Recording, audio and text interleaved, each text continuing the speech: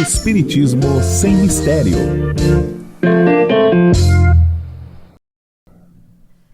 Olá pessoal, estamos iniciando o programa Espiritismo sem mistério, estudando o Livro dos Espíritos, e você sabe que nós já iniciamos a Lei da Adoração, uma lei interessante, uma lei em que os Espíritos dizem a Kardec da importância de nós adorarmos a Deus. O que é essa reverência, essa adoração, essa ligação com a divindade? Então, nós iniciamos nesse assunto no programa anterior, você poderá assisti-lo e hoje daremos continuidade a esse tema. Fique conosco, pegue seu caderno, seu livro dos Espíritos, porque o tema é bastante interessante, tenho certeza que você vai gostar. E quando nós estudamos, principalmente quando nós temos um caderno, nós fazemos as nossas anotações, os nossos livros, nós conseguimos absorver melhor esse conteúdo, captar melhor, inclusive guardar também esses ensinamentos. Então,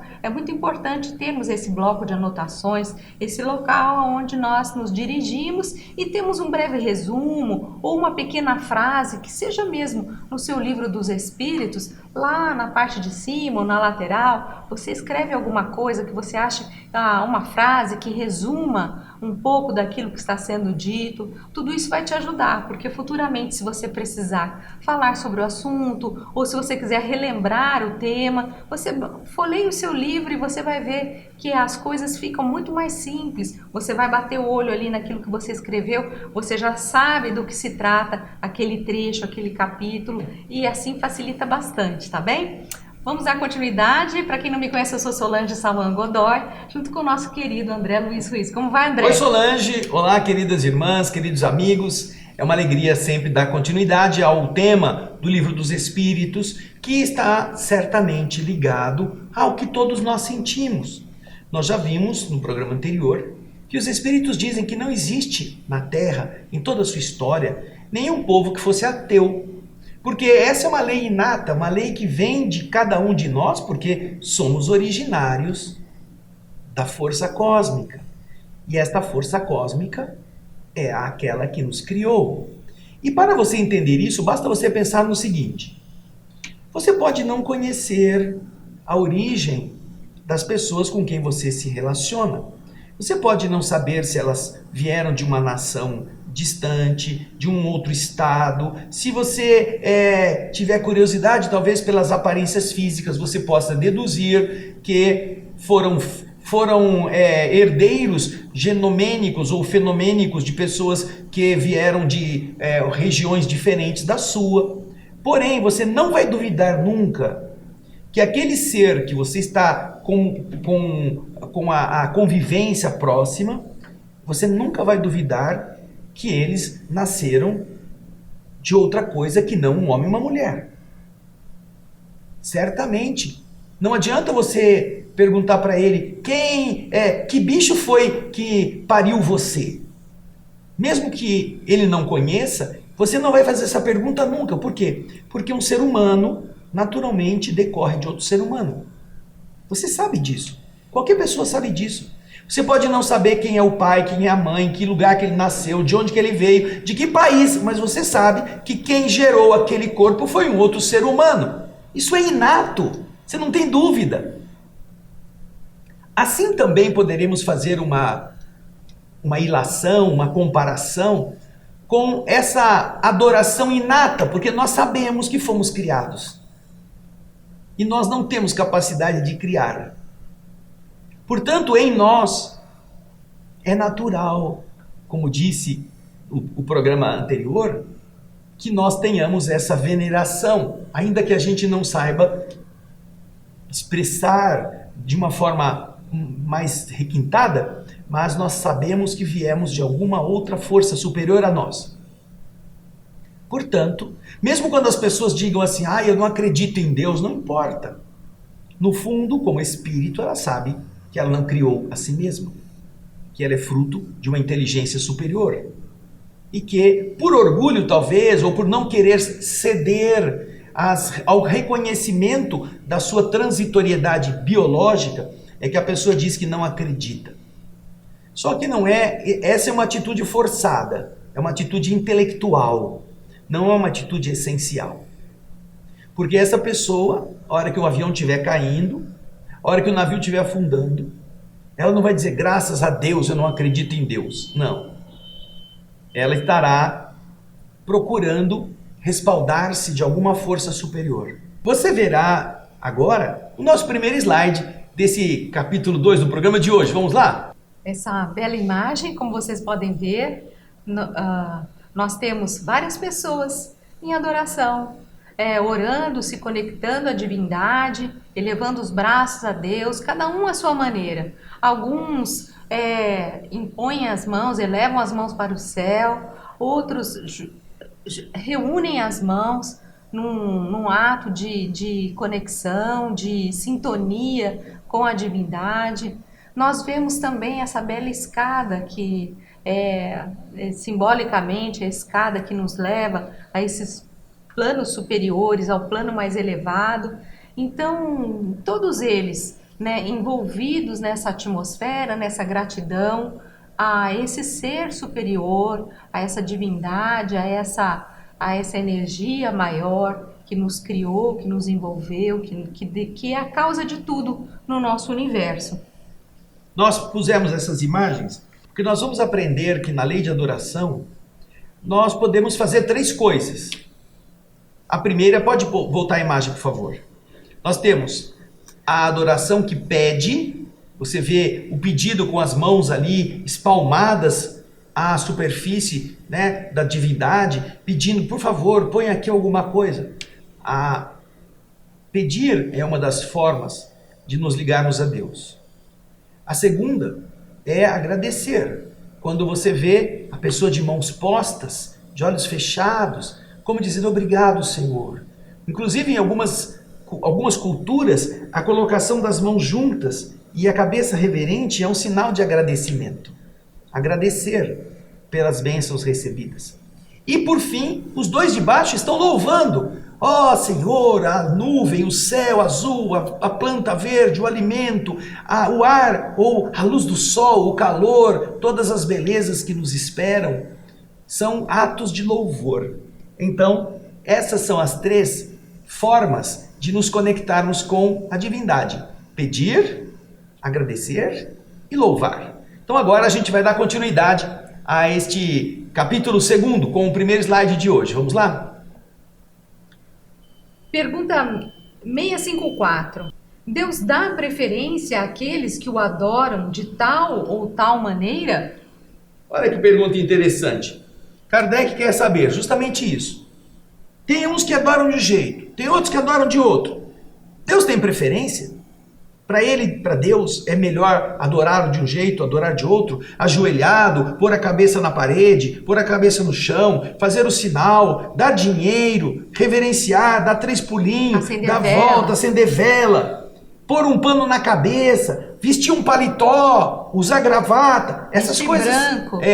Elas têm uma diferenciação no gosto divino e Deus prefere que as pessoas o adorem de uma forma e não de outra.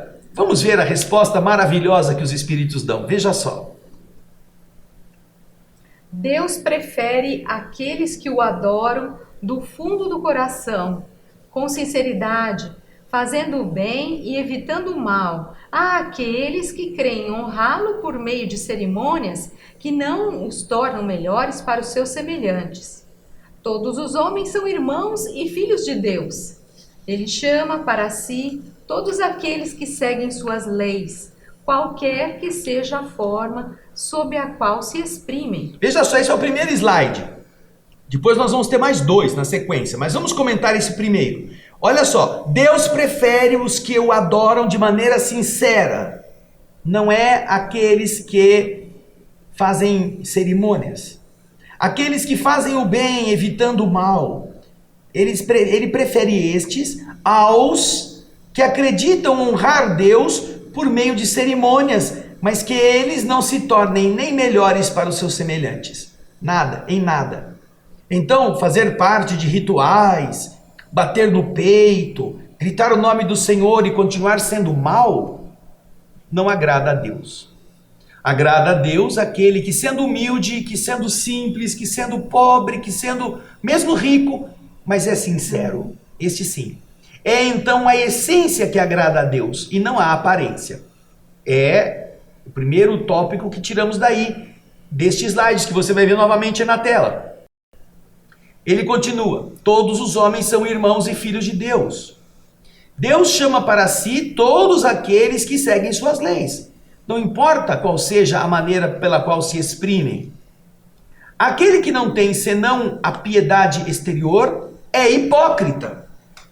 Aquele em que a adoração é apenas uma afetação e está em contradição com sua conduta, dá um mau exemplo. Aquele que faz profissão de adorar o Cristo e que é orgulhoso, invejoso e ciumento, que é duro e implacável com os outros, ou ambicioso dos bens desse mundo, eu lhe digo que a religião está sobre os lábios e não no coração. E obviamente nessas condições, Deus não pode ficar feliz com um falseta, com um indivíduo mentiroso, que pensa que ele é capaz de enganar a Deus com as oferendas, enquanto que seu coração e seus sentimentos se opõem a isto. Nós vemos às vezes nas instituições religiosas problemas entre os frequentadores, entre os trabalhadores, ciúminhos tolos, competições de postos, interesses de estar acima ou abaixo, de fazer conluios, conchavos, panelinhas para ficar uns contra os outros. Vocês acham que é isso? Que Deus gosta disto? Que os espíritos não estão sabendo? Como que nós vamos encarar a divindade? Como disse lá no programa anterior, quando você quer adorar a Deus, tenha noção de fazer todas as coisas com a ideia de que um Senhor está te observando. Então, você acha que dentro da religião, não importa qual seja, não tem testemunha sabendo que você é o fofoqueiro, que você é o intrigueiro, que você é o ambicioso, que está espalhando notícias ruins para seus irmãos se colocarem a seu favor e contra alguém? Ou você está na religião com o desejo de mandar? Tem um monte de gente assim nas igrejas, inclusive nas casas espíritas. Eu sou o coordenador, eu sou o diretor, você tem que me obedecer. Como se ele transferisse para a casa de Deus aquela hierarquia militaresca ou teológica ou religiosa das religiões dogmáticas, em que existe uma autoridade. E essa autoridade tem que ser obedecida cegamente, ninguém pode perguntar nada.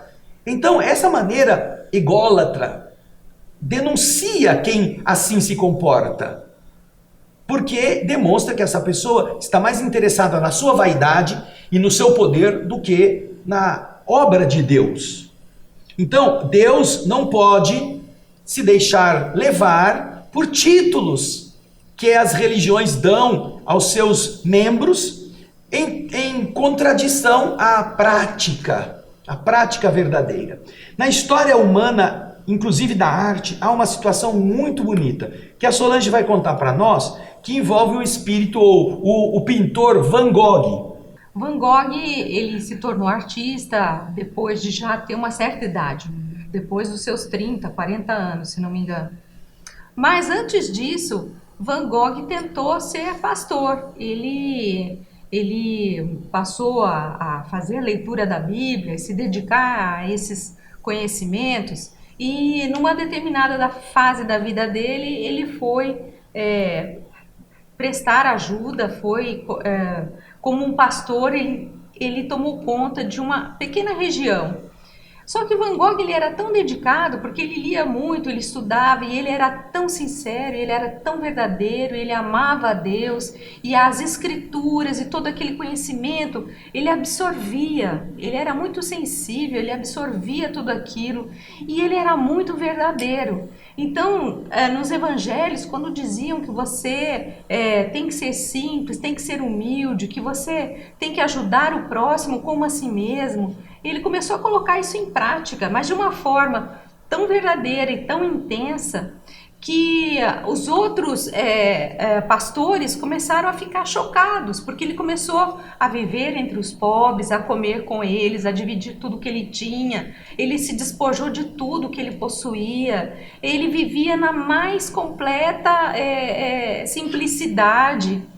Então isso foi tão chocante para os demais pastores ali da região que começaram a ficar contrariados com a atitude que Van Gogh estava tendo. Seja santo, mas não seja tão santo. Não seja tanto assim. Põe aqui, ó. Seja santo, mas não seja mais santo do que nós, que somos os pastores mais velhos. Por quê? Porque o pessoal do povo via em Van Gogh o cristianismo real. Enquanto que os outros pastores viviam em certas pompas, tinham certos privilégios, como aliás até hoje acontece. Tire o saldo, tire o dinheiro, tire as vantagens, tire a casa, tire o carro pago desses que são ministros de Deus e veja quantos ficam. Quantos continuam sendo sem ganhar nada, por amor a Jesus. E é o que ele fazia. Então isso foi um impacto tão grande na comunidade que obviamente começaram os simples a dizer: ah, mas o pastor fulano não faz assim, o pastor Beltrano não faz assado. Começaram a pressionar os outros pastores, que se diziam cristãos, mas que não eram na prática tão cristãos quanto Van Gogh. Começou a pegar mal para os outros pastores. E aí o que aconteceu? Esses pastores se reuniram e não, nós temos que dar um jeito, nós temos que tirar esse homem daqui. Ele não pode viver desse jeito, ele está acabando conosco. E assim foi. No final, Van Gogh foi afastado daquela região e depois ele saiu, ele parou foi um dos traumas de um espírito elevado, de um espírito nobre que quis viver autenticamente e que encontrou daqueles que tinham a profissão de fé declarada muito antes dele, que tinham feito estudos, seminários, que tinham títulos e que não faziam o que ele fazia. Encontrou neles a oposição. Olha só, se não é parecido com a história de Jesus. Quando Jesus vive de acordo com as leis do seu povo, isso ofende os sacerdotes que querem matá-lo, para livrar-se de um ser muito superior a eles, que vai lhes fazer sombra, que vai demonstrar que eles são hipócritas. Isso está dito aqui nessa segunda parte. Mas a gente vai dar continuidade ainda no restante da pergunta. Solange, vamos lá? Exatamente, vamos seguir aqui. Deus que tudo vê, dirá: este que conheceu a verdade é 100 vezes mais culpável do mal que fez do que o ignorante selvagem do deserto. E assim será tratado no dia da justiça, se um cego... No dia da justiça. No dia da justiça. Se um cego ao passar o derruba, você o desculpa. Se é um homem que vê claramente, você se queixará e com razão. Não pergunte, pois, se há uma forma de adoração mais conveniente, porque isso seria perguntar se é mais agradável a Deus ser adorado em um idioma que em outro. Eu lhe digo ainda uma vez, os cânticos não chegam a ele senão pela porta do coração. É na autenticidade, na sinceridade que Deus se sente comprazido. Não é na aparência, não é no vestimento, não é no chapéu, não é na posição que o corpo adota, não é no modo suntuoso de falar a palavra do Senhor, nada disso. Essa é uma fantasia que os homens vivem para se permitirem serem desonestos, mas bem trajados. Serem falsos, mas com aparências respeitáveis. Serem aparentemente admirados e no fundo serem bandidos, serem comerciantes. E isto nós encontramos diariamente, pessoas que querem se dar bem na vida usando Jesus como escudo para fazer seus negócios por baixo do pano. São os sacerdotes do templo, modernamente disfarçados de terapeutas disso, terapeutas daquilo, de vendedores de esperança, de comercializadores da mediunidade, tudo isso que o Evangelho segundo o Espiritismo denuncia. Há essa denúncia clara. Os que vendem as suas percepções mediúnicas para entregar, mediante soldo, aquilo que deveria ser gratuito, são os mercadores do templo. e Jesus os expulsou de lá. Lembra disso, né? Mas a gente vai continuar, né, Solange? Se você quiser comentar. E isso se estende não apenas a essas pessoas, mas a cada um de nós, nas nossas condutas diárias, constantes. Por isso que a gente tem que ter essa vigilância frequente, todos os dias, porque muitas vezes nós queremos parecer aquilo que nós não somos. Nós colocamos essa capa, não é, para que os outros achem que nós somos uma determinada pessoa, ou que nós temos uma bondade que nós não possuímos, ou que nós temos, enfim. E por isso essa importância de nós estarmos vigilantes para não cairmos nessa armadilha. Porque quando nós nos deixamos envolver, nós gostamos de colocar essa capa, essa coisa que faz com que a gente pareça aquilo que nós não somos. E se nós embarcarmos nisso, vai ser muito difícil depois nós sairmos dessa situação. Então, por isso que essa questão de vivermos de forma mais verdadeira, de mostrarmos realmente aquilo que nós somos, e se nós ainda não conseguimos ter essa noção de que nós ainda não atingimos esse ponto, mas não tentar nos camuflar ou colocar capas, colocar camadas que venham, demonstrar que nós somos mais importantes do que aquilo que nós realmente somos. E é por isso que é muito bonito esse trecho, porque ele nos exorta a essa verdade, viver com sinceridade. E é difícil, às vezes é difícil, porque muitos de nós têm fraquezas, têm defeitos, não quer mostrar isso, mas se nós formos verdadeiros, nós sabemos que nós vamos aprendendo com o tempo e vai chegar um momento que nós seremos realmente, nós demonstraríamos aquilo que nós somos, sem capas, sem atrativos, sem enfeites, vamos dizer assim. Nós seremos mais verdadeiros. E é isso que o Evangelho, é isso que os Espíritos falam pra gente. Afinal de contas, isso se dá porque nós estamos na carne, mas quando nós não estivermos mais encarnados, isso tudo é transparente. Então que a gente possa fazer esse treino já aqui, sendo verdadeiros aqui, porque quando a gente deixar o corpo físico do lado de lá, nós já estamos treinados, treinando, vigiando nossos pensamentos, sentimentos, não querendo camuflar nada, porque do lado de lá tudo fica aberto, tudo fica exposto, e aí nós vamos passar muita vergonha. Vamos ver aqui um tema muito interessante. Algumas pessoas, e isso também acontece na nossa instituição espírita, algumas pessoas, elas frequentam determinadas igrejas, mas que elas não acreditam na religião em que elas vão. Ou elas vão em outras religiões nas quais elas creem, mas elas não querem que as pessoas saibam que elas vão ali. É interessante isso. Elas querem que aqueles que são seus parentes, os entes queridos mais próximos, continuem imaginando que ela respeita a tradição da família, aquilo que os avós ensinaram, que ela tem ainda reverência por aqueles ensinamentos, que ela já não acredita nada, mas ela finge acreditar.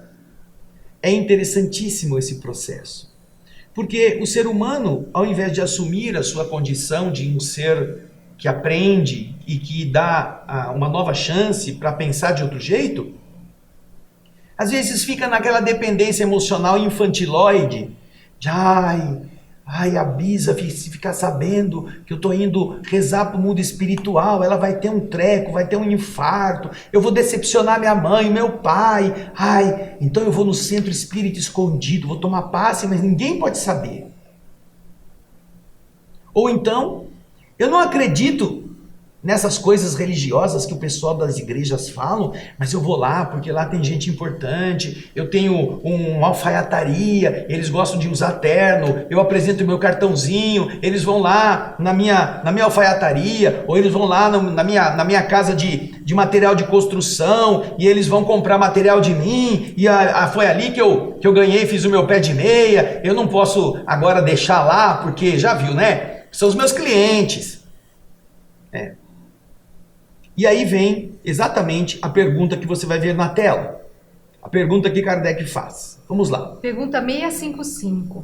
É repreensível praticar uma religião a qual não se crê no fundo de sua alma, Quando se faz isso por respeito humano e para não escandalizar aqueles que pensam de outra forma, ou seja, você vai praticar uma religião, mas que no fundo você não acredita. Só que você está fazendo isso por respeito, como disse o André, por respeito à sua família, por respeito às pessoas que você ama.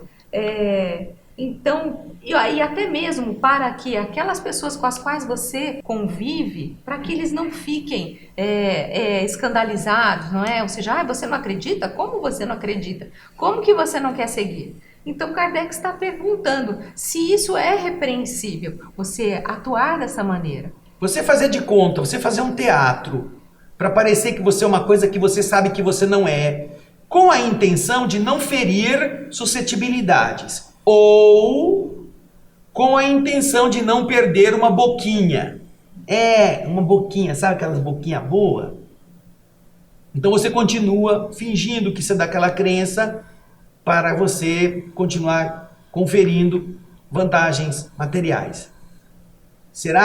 Qual é a postura que os espíritos compreendem e qual é a que eles condenam? Nós vamos ver isso na resposta. Vamos lá? A intenção nisso, como em muitas outras coisas, é a regra. A intenção. Qual é a intenção da pessoa? Aquele que não tem em vista senão respeito às crenças alheias, não faz mal. Ele faz melhor do que aquele que as ridicularizasse, porque faltaria a caridade. É preferível, então, que ele evite dizer certas coisas que demonstrariam que ele está em contradição com a religião tradicional daquele grupo, por respeito aos outros, fica na dele. Porém, ele faz melhor do que alguém que começasse a dizer: vocês são burros, vocês são ignorantes, vocês são os tapados, eu aprendi a verdade, vocês é que estão atrasados. Aqueles que ridicularizam. A postura daquele que não se declara por respeitar aqueles com quem ele convive, por saber que aqueles que estão ali se sentiriam como que traídos pela sua escolha, é melhor do que a postura daquele que, querendo mostrar que já é de outra religião, fica humilhando os que continuam da religião antiga. Mas, agora vem a segunda parte. Mas aquele que a pratica por interesse e por ambição é desprezível aos olhos de Deus e dos homens.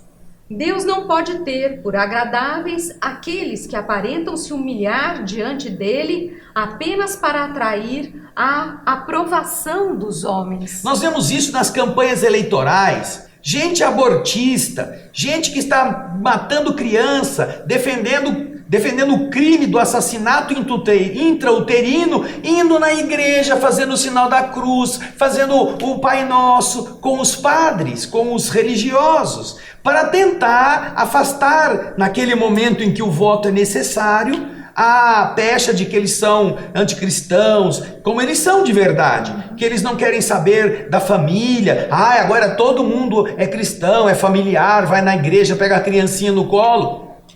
Esses são os hipócritas a que se refere a resposta dos espíritos, para obter vantagens materiais, para obter a aquiescência dos outros, para aparecer bem na fita, para receber o voto. Eles são tudo. Eles são cristãos de primeira linha, eles são devotos de Maria de Nazaré, eles carregam círio na procissão, até conseguirem ser eleitos. E depois eles ficam votando todas as leis que matam os idosos, que matam as crianças, que acabam com a vida dos fetos, porque eles não querem nada que venha a gerar a noção da responsabilidade com a vida. Eles são contra a vida. Que querem acabar com as religiões, querem acabar com as igrejas, querem acabar com o cristianismo, porque o cristianismo prega algo que eles temem muito, prega essa ligação com Deus, prega essa ligação com a família, e é tudo isso que esse povo, que essas pessoas infelizmente desejam destruir e banir da nossa sociedade. Então você vê que isso é ridículo aos olhos de Deus. Deus não aprova essa falsidade. Se é por interesse econômico, interesse político, interesse social, para aparecer na fita, para sair no jornal, lá uma fotografia do fulano, na cerimônia, isso tudo é um teatro. E não é sincero. Porque a intenção do indivíduo não é, de verdade, professar aquela crença. Ele vai lá como um rato que está na condição de dizer que não come queijo. Aliás, outro dia, essa semana mesmo, eu vi um desenho em que aparece assim, um lobo fazendo um discurso no microfone. E um monte de ovelhinhas assistindo o discurso do lobo, e o lobo dizendo: eu prometo que se eu for eleito vou me tornar vegetariano. E as ovelhinhas: muito bem, muito bem. As ovelhinhas que vão ser devoradas pelo lobo assim que ele for eleito. Exatamente. Nessa hora ele precisa das ovelhinhas para ser eleito. Mas depois que ele é eleito, ele manda todas pro matadouro. É assim que funciona. Cuidado, só querem enganar você. Inclusive na religião, viu, gente? Nas casas espíritas está cheio de gente com uma falinha meio labiosa, sabe? Meio, temos que defender os pobres, mas que nunca vai lá onde está o pobre.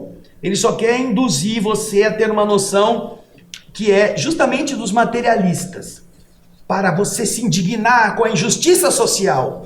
Não é para você combater usando o seu dinheiro, usando sua saúde, sua energia para diminuir o sofrimento. Não. É apenas para fomentar aquilo que eles chamam de progressismo, que é, na verdade, um braço bastante longo do materialismo, que é aquilo que eles estão buscando fazer em todas as religiões. Entrar por baixo nas aulinhas de evangelização, na ação dos jovens, nas reuniões da mocidade. Tem um monte de comunistoide, de materialista com esse discursinho barato, tentando fazer com que você ou seu filho que está na evangelização, ao invés de entender um Jesus amoroso, um Jesus que respeita a vida, que respeita a família, transforme-se em um de gladiador aí de valores materialistas.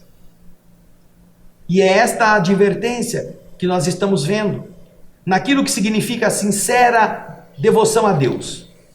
Não é a omissão, não é a submissão, é a devoção consciente e lúcida, em que você não cede valores e princípios, senão por outros melhores, mais nobres, mais elevados. Daí é importante a adoração, porque a adoração coloca você com responsabilidade diante da divindade. Coisa que esses nossos irmãos odeiam. Eles não gostam de ser responsáveis, querem fazer de tudo, mas não querem ser responsáveis por nada. E isso é uma desgraça na estrutura social onde eles se estabelecem. Como você está vendo em muitos lugares do mundo acontecer. Agora nós vamos para a pergunta seguinte, Solange. Vamos lá? Nós vimos que essa adoração ela é ouvida, vamos dizer assim, quando existe a unção, a sinceridade, a verdade no coração. E agora Kardec faz a seguinte pergunta. A adoração coletiva é preferível à adoração individual? Será que Deus prefere que essa adoração seja feita por um grupo de pessoas, ao invés de só um lá adorando, rezando sozinho lá, se conectando sozinho lá na sua casa ou no seu ambiente? Rezar em conjunto é mais forte, mais preferível do que rezar sozinho? Vamos ver o que os espíritos respondem. Vamos lá. Os homens reunidos por uma comunhão de pensamentos e de sentimentos têm mais força para chamarem para si os bons espíritos. Ocorre o mesmo quando eles se reúnem para adorar a Deus. Não acrediteis, por isso, que a adoração particular seja menos boa, porque cada um pode adorar a Deus pensando nele. Ou seja, a diferença é apenas da questão da intensidade vibratória, daquilo que um conjunto de mentes em harmonia é capaz de emitir de forma mais potente. O chamamento, a ligação com a superioridade. Não é que... Me diz uma coisa. Se você tem um palito de fósforo, Ou você tem um maçarico, aquele negócio que você põe a gás e ele, né? Um é melhor do que o outro para acender uma fogueira? Não necessariamente. Você pode acender uma fogueira gigantesca, pode pôr fogo num prédio com um palito de fósforo. Ou você pode pôr o fogo também com um maçarico.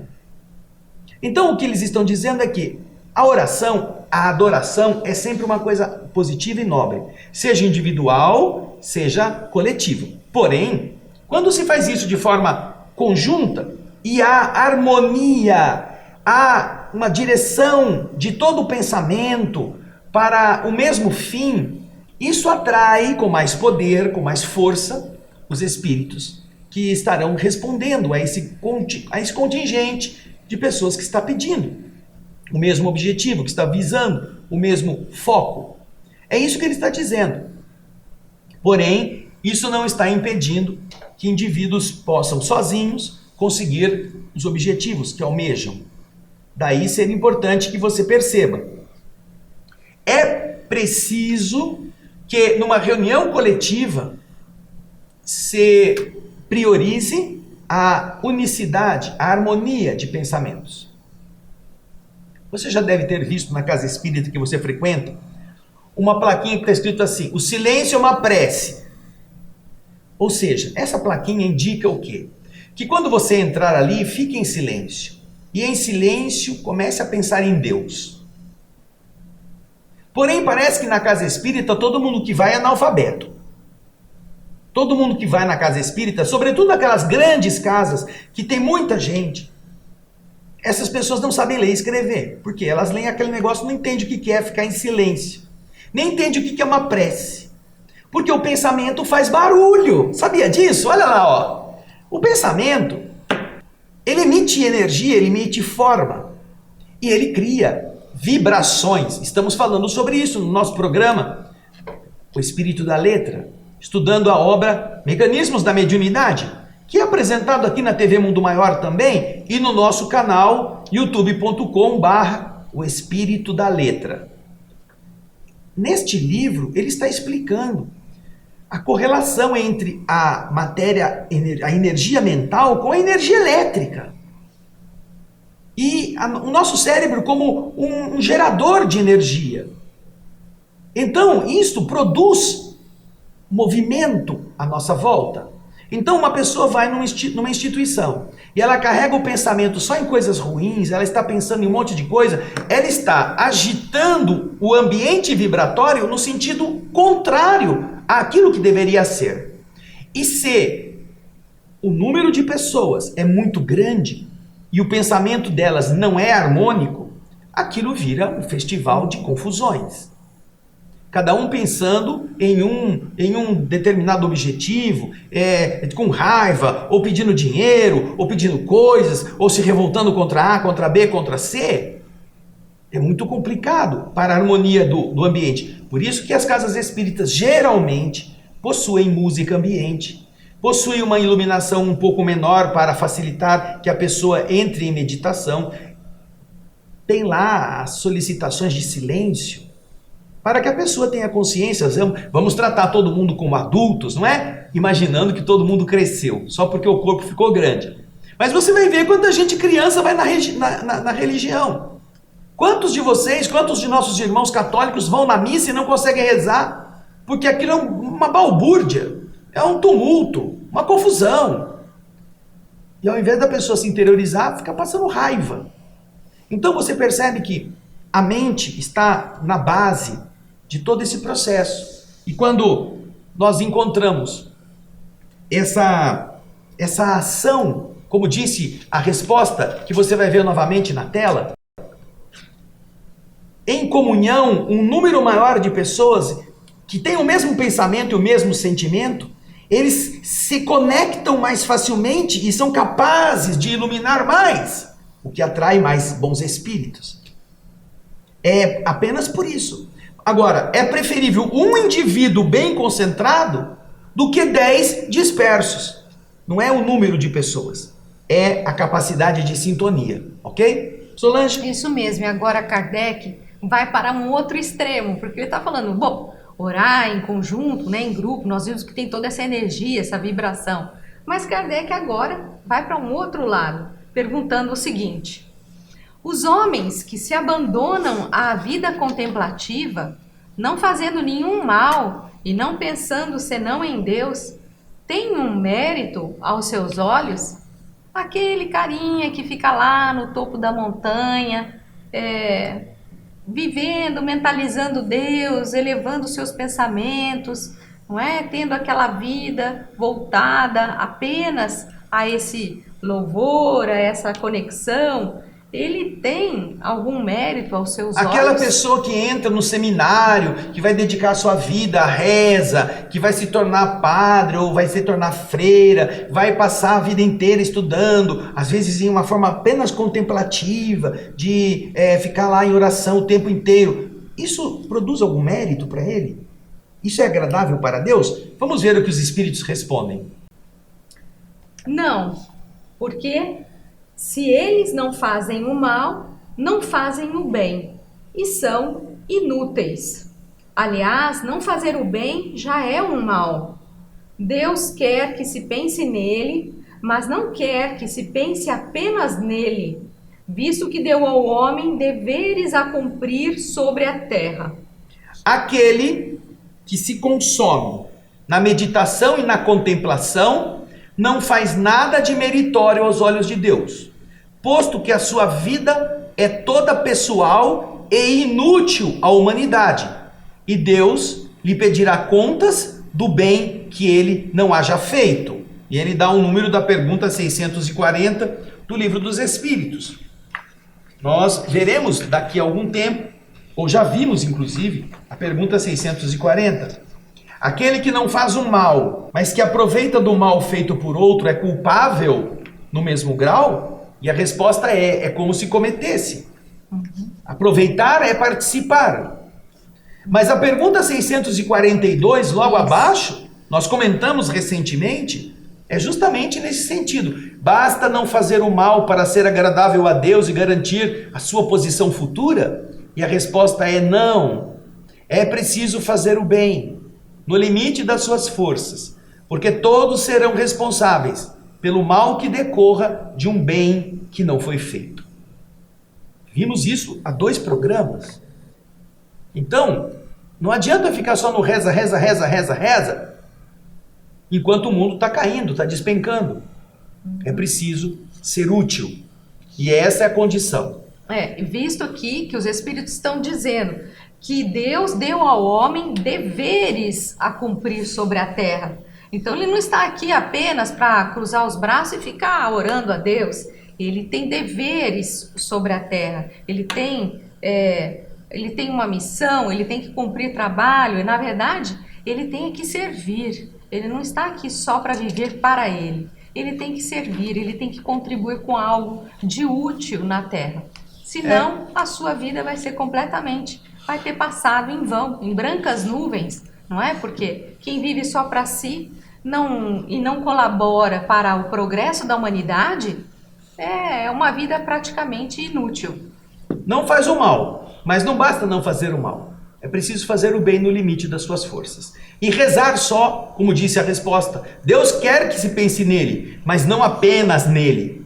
Já que o homem tem que pensar na família, pensar nos amigos, pensar no trabalho, pensar na sua realização, pensar no bem dos outros. E isso é tornar-se útil, ok? Bem? Muito bem. Chegamos ao fim. Ao final, e nós esperamos vocês no próximo programa, Espiritismo Sem Mistério. Lembrando que você poderá também, aproveitando que a gente tem um minutinho, conhecer as obras do Espírito André Luiz no programa que se chama O Espírito da Letra. Anota aí, O Espírito da Letra. E lá nós temos especialmente o livro Os Mensageiros. Deixa eu dar um aviso aqui, Solange. Agora, no final do mês de março, vai haver a Semana Santa. Semana Santa vai ser na sexta-feira, 29 de março. Mas no dia 28, nossa instituição lá em Campinas estará realizando a cirurgia espiritual à distância ou fisicamente para quem for. Então, na TV Alvorada Espírita, você terá informações a esse respeito. No site tvalvoradaespírita.com.br, você poderá acessar, inclusive saber quando vai ser. Dia 28 é quinta-feira da Semana Santa. você que queira ou que precise, sem corte na pele, totalmente gratuito. Essa é uma atividade que a nossa instituição já realiza há mais de 30 anos. Então, se você precisar, pode entrar lá. Nós temos um site chamado tratamentoespírita.com.br que te dá informações sobre isso, tá bem? Para você fazer a sua cirurgia à distância. Ou, se quiser ir Também. no local, no dia, fisicamente também, ok? Também. Então, Grande até abraço. lá. Felicidade para todos. Beijão. Muita paz.